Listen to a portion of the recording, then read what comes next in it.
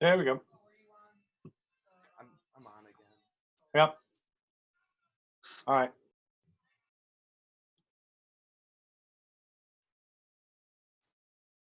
Cool, cool. All right, we're all back.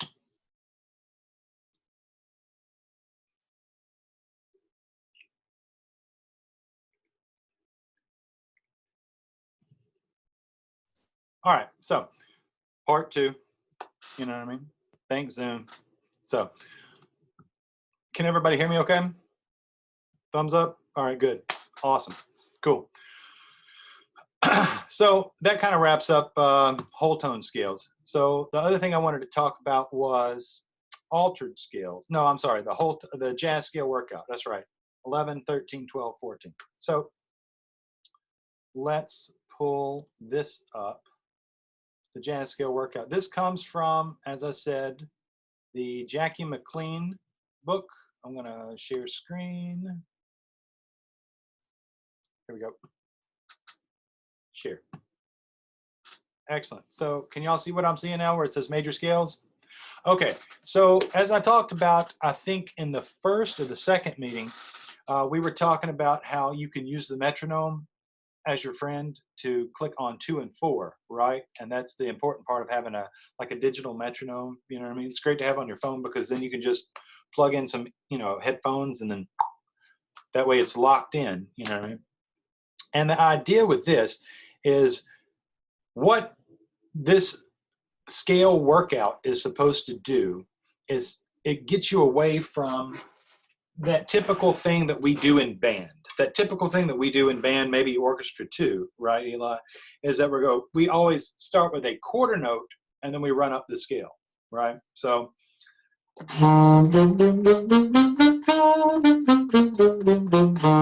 right? We all heard that sort of thing for scales.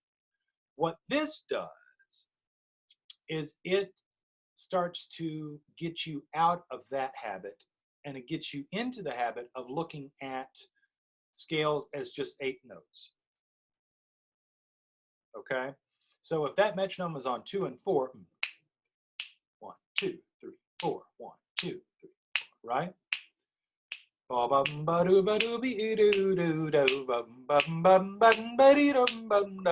Right? Instead of right, we don't want that. We don't want that at all. Okay?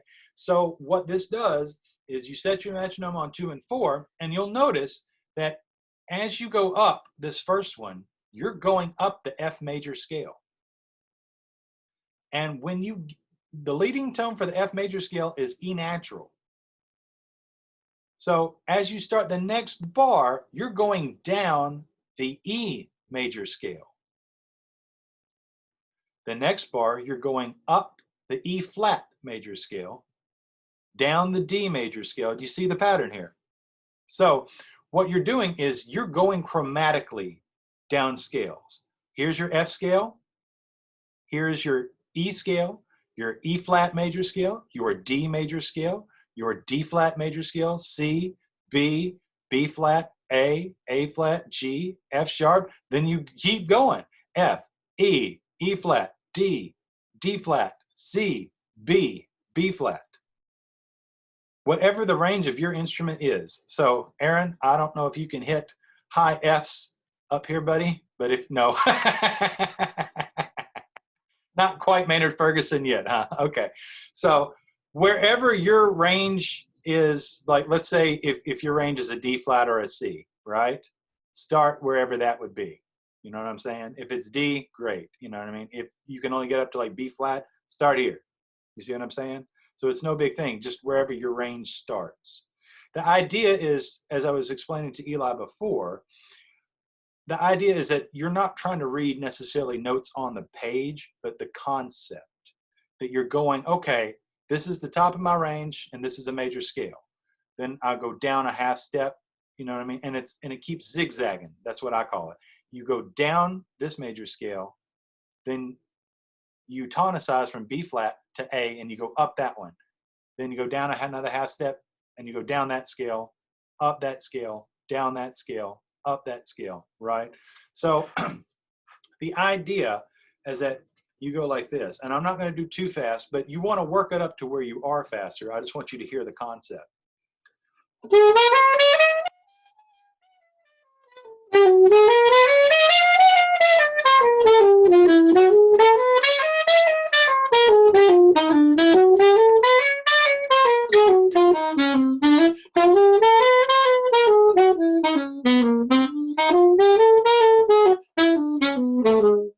get the idea, right?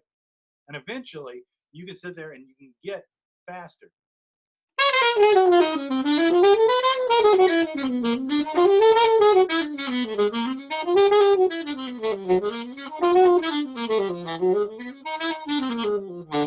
Right? You can eventually get faster while maintaining that swing ability.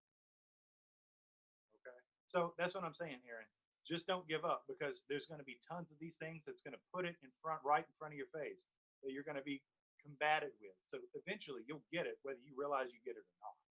Okay? Now, that would be hard enough, except we're jazz guys, so we've got to think about all chordal sonorities and all possibilities. So it doesn't end with major scales. And that's going up. That's just starting from a different point. Then there's minor scales, and it does the exact same thing.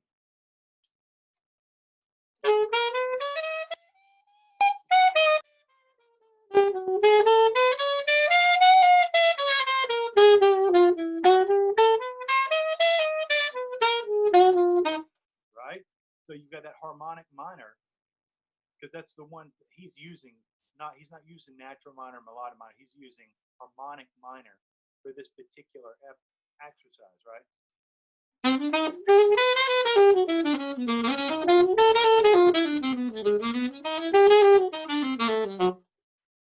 Same deal, just a minor sonority.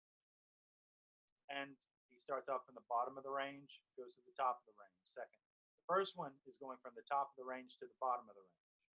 And the idea is that whatever your range is on your instrument, whether it's saxophone, trumpet, flute, bass, trombone, trumpet, because the point is that you're going your full range, right?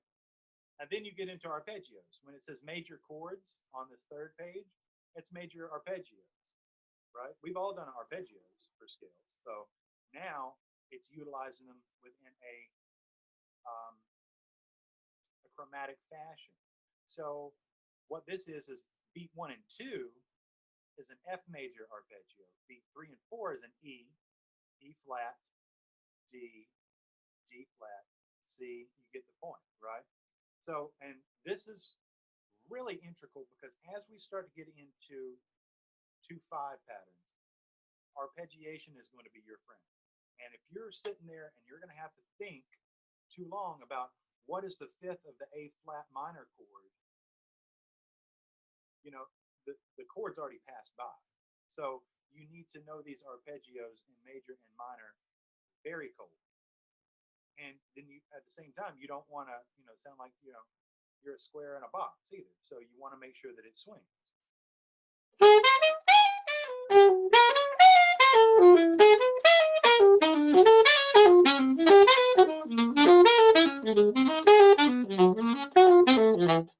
get the idea. And then that's from the top of the range for number 8. Number 9 starts the bottom of the range and goes to the top of the range, right? So it works you out, like a full workout. Now number 10, same thing, but it's minor arpeggios.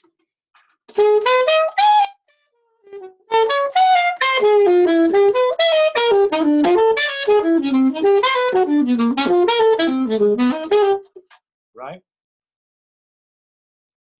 Number 11 is the same thing, minor arpeggios, but it's the bottom of the range going to the top of the range. Okay, so if you'd like to make like a highlight for whatever your range is, Aaron, Eli, you can sit there and you can just highlight, well, I start here and I go here, because you want to do this every day. It's just like, stretching before you actually do like a run, or before you like work out with dumbbells or, a barbell or whatever. You stretch before you do all that. This is like you're stretching. Okay. Now, augmented chords, this is why I wanted to do the whole tone scale thing first. This is one of the coolest things you can do to quote unquote sidestep when you're trying to sidestep chords, right? That's what I was talking about, Eli.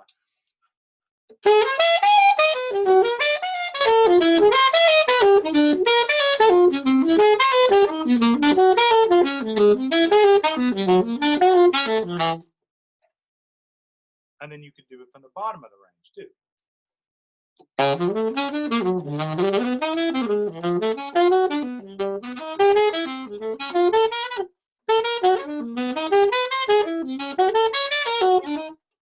it just sounds really hip. You know what I mean? Whenever like there's a dominant seventh for like 4 bars and you want to kind of break up the monotony for one of your solo rides. To break up the monotony, you go and everybody's going, whoa, what was that, man? That was hip. So that's something to work on too. Now, we already talked about the diminished. Oh, hold on, one more. Oh, there's a chat question. Hold on. Could you apply this to a song where you have 2 5s that are descending chromatically? Yes, but that comes into tritone substitutions, and that's later. So you're like 4 steps ahead of me, Eli. Just cool the jets, man.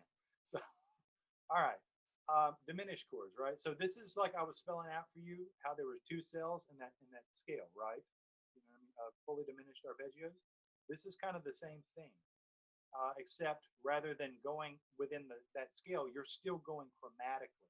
So this is an F diminished arpeggio, but it's starting on G sharp, B, D, F, so that you can go down that half step and do the E diminished arpeggio. E, D flat, or C sharp, B flat, G. And then you go down another half step. So you notice that there's a half step connection here, right there, and then there's another half step connection right here, and then there's another half step connection right here, and then so that is what links these. You see what I'm saying, right?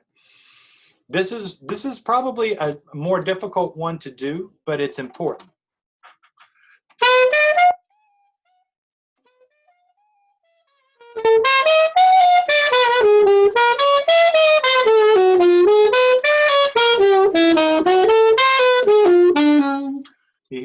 You hear that diminished sound, and then a different diminished sound, a different diminished sound, and a different diminished sound.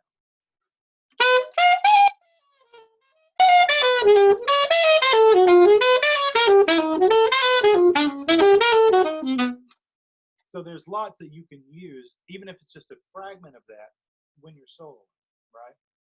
This is how you really get tight with diminished, and then it's the bottom of the range to the top of the range. So you've got diminished workout, you've got an augmented workout, you've got minor arpeggiation workout, major arpeggiation workout, minor scale workout, and then the major scale workout. You should do these 5 pages every day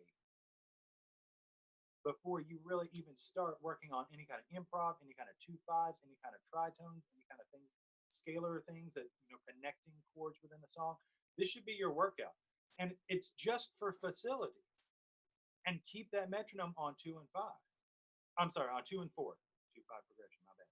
On 2 and 4, right? Well, unless you're playing it 5 4 times. But still, my point is keep that metronome on 2 and 4. And don't try to make it too fast. There is no shame in taking that slower to go 4, 1, 2, 3.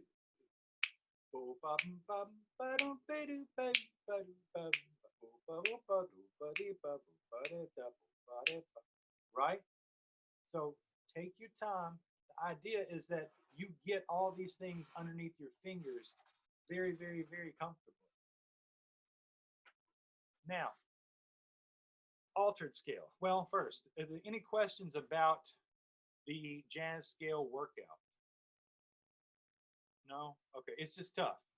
There's no doubt about it. You know? What book is it from? Okay, it is from the Jackie McLean saxophone warm-up.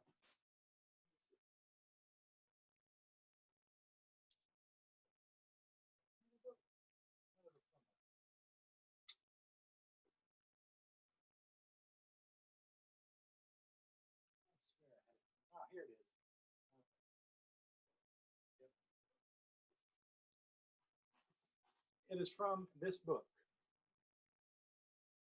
And Jackie McLean played with everybody from Mingus to Miles Davis. He was, you know, one of Charlie Parker's disciples, and he is very, very fluent in the bebop language. So that's why some of the things may be out of your range, but this is one of the first books that I got started on, and it helped me so much more than just being a saxophone player. It helped me conceptualize how scales are kind of divvied up and how just the facility will help anything scalarly from major to minor to diminished to augmented, all that stuff, right? And that's why I think it's so, so, so important, because it doesn't matter what instrument tackles this. Like I was telling Eli before, it's the fact that you say, okay, I'm going up this major scale, down this major scale, up this major, and they're all about chromatics. Okay, so as long as you get the concept, you will get the facility, whether it's on flute, trumpet, trombone, or saxophone. Okay, or bass, you know. A violin could do it, and they would still be getting that same facility. You know, that's the whole point, right? And you're thinking in different ways. You're thinking in augmented triads. You're thinking in diminished triads. You're thinking in major scales and minor scales and major arpeggios and minor arpeggios and all these different things. That's just, you've got to start shifting your brain that way.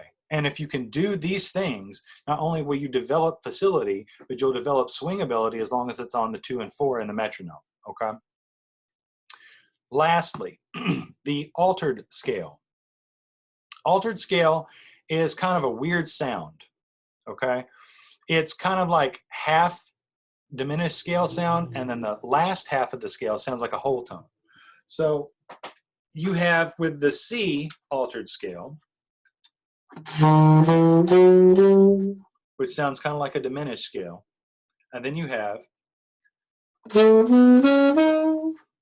all whole steps, which sounds like a whole tone scale. So you add the two together.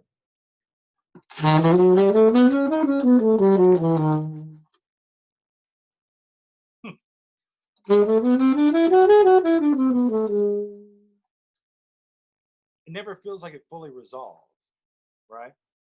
And if you, and I've got all 12 of them here within the circle of fourths. So what's a fourth above C? F. What's a fourth above F? B flat. What's a fourth above B flat? E flat. And they keep going that way until they hit all the circle of fourths, all 12, right? Now, you break it down, and here's why it's called the altered scale. Because whenever you see one of those chords that says like C7 alt, what does the ALT mean, right? It means all the alterations that are possible within one scale. So I've broken it down here. You have the root, which is the C. Then you've got D flat, which is the flat 9, right? So Aaron, this would be your half whole sort of thing, but that's the first half of it, right? So you've got a half step between C and D flat, which is the flat 9. Then you go a whole step between D flat and E flat, but the E flat to the third of the root is a sharp 9 because it's not an E natural, and that's the next note. So you have both possible alterations right here of what the 9 would be. You have flat 9 and a sharp 9, both, right? Get rid of that. No, I don't want to comment. Anyway, so that's the first half of the scale, is you've got root, flat 9, sharp 9, 3. Then you don't have F natural, you have F sharp, which is a tritone away, or a sharp 11, right? Sharp 11 is another one of the possibilities, because 11 by itself is F natural. So you can never, ever, ever have a flat 11, because what would a flat 11 be? If F is the natural 11 and you flat that by a half step, what have you got? You've got the third. So it's not possible. The only possibility for an 11 is either natural or sharp 11. But since we're altering everything that's alterable, right, you have to have a sharp 11. Now, you get to the 13, which is the same thing as 6. Now, 6 in your C major scale is the A natural. Now, you can't have a sharp 13 because A up a half step would be B flat, which is the flat 7, which is a dominant, right? So you can only flat the 13. That's the equality and the balance of the universe. 9 can go either way. 11s can only be sharped, and 13s can only be flat. So you have the flat 13, the dominant 7, the sharp 11, both versions of 9, the natural 3, and the root, all in one scale. That's why it's called the altered scale. Now, how in the world are you supposed to remember, like, okay, root, sharp 9, flat 9, sharp 9, third, sharp 11, flat 13, dominant 7? How are you going to remember all of that? Easy. You break the scale in half, which is what I'm showing you right here. If you know and you're already tight with your whole tone scale, that's why I put it first before this scale, right? Then that back half of the scale is all whole tone. And if you're already tight with your diminished scale, and that's why I had that first before this as well, right? Then you're already tight with the first half of the scale. Because whatever scale it is, C, F, B flat, E flat, you start off just like you would a diminished scale. And then the last half is just like a whole tone scale. So my advice to you is do not start touching the altered scale until you are completely comfortable with the diminished scale and the whole tone scale, because you need to be tight with both of those scales before you tackle the altered scale, because it relies so heavily on both of those. It's kind of like algebra, right? You can't really do algebra confidently unless you know how to add, subtract, multiply, and divide cold, right? So this is it. This is where we're kind of getting into these concepts, okay? So it's here for you and it's explained for you, but you have to have built the mental facility for diminished scales and whole tone scales before you really can tackle altered scales. I wanted to put it out there for maybe some of y'all who's already been tackling diminished scales and whole tone scales, but by this point, we're getting into the thick of it. Don't get discouraged. It's not anything you need to tackle with altered scales right away, but it's there for you as that next step whenever you're ready, okay? Now, any questions about altered scales, whole tone scales, diminished scales? Do you understand how that they kind of work like in a stair-step fashion, right? Yeah, okay. Got a thumbs up from Aaron. Cool, thumbs up from Eli. I'm assuming Asa knows what's up with all this. So, all right. As always, if you're trying these things out, the scale workout, the diminished scales, the whole tone scales, if you think later within the week of questions like, hey, could I use the whole tone scale in this? Could I use the diminished scale in it? Feel free to ask. That's what I'm here for, okay? This is what I live for, you know, is explaining this stuff. So yeah. And I got some videos from some of y'all last week, you know what I mean? So it's all good, you know. I'm not going to throw anybody underneath the bus, but I am here to help. And so if I feel like I'm not explaining it like very clearly, then I will find other sources and I'll send that to you and say, does this help better? Okay. So feel free to, you know, look through all this stuff. And then next week, we will get into the meat and potatoes of jazz improvisation, which is the 2/5 progression, both for major and for minor. And that the 2/5 progression in jazz is like the words a, and the in the English language. It's super hard to say something in English without using the words a, and the. You can sound like a caveman and you can still get your point across, but in normal everyday, you can go chicken cook now, right? But that, I mean, you go, okay, I think that either he wants me to cook the chicken or either he's going to cook the chicken. I don't know, but somebody's cooking chicken, right? So, but, right? But if you go, I'm going to cook the chicken now for dinner. Well, you've already said the in that sentence.